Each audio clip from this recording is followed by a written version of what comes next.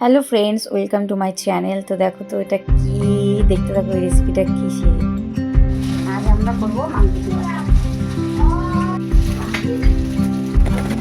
এরকম ভাবে আমরা কুচিয়ে নেবো সুন্দর করে। তো এর মধ্যে আমরা নারকেল দেবো, তো একটু নারকেল ফাটিয়ে নিচ্ছি। নারকেলটা কত সুন্দর ছিল, মিষ্টিও ছিল। তো নারকেলটা একটু কুড়িয়ে নেবো। তো আমাদের এদিকে নারকেল করা হয়ে গেছে। তো আমরা কচু যতটুকু নেব, নারকেল ঠিক অর্ধেকের একটু কম নেব আর কি।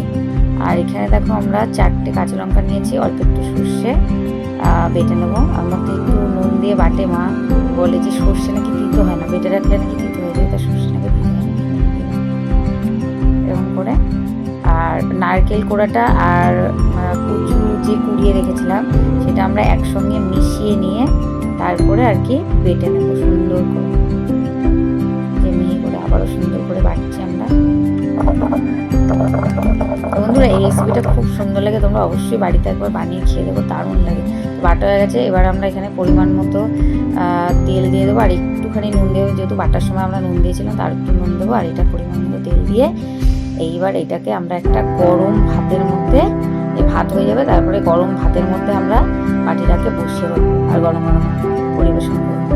তো আকাশ চলে কেমন লাগে দিয়েছি আকাশকে খেতে, এইটা খুবই ভালো লাগে খেতে। তো তোমরা অবশ্যই একবার বাড়িতে বানিয়ে খাও। টাটা।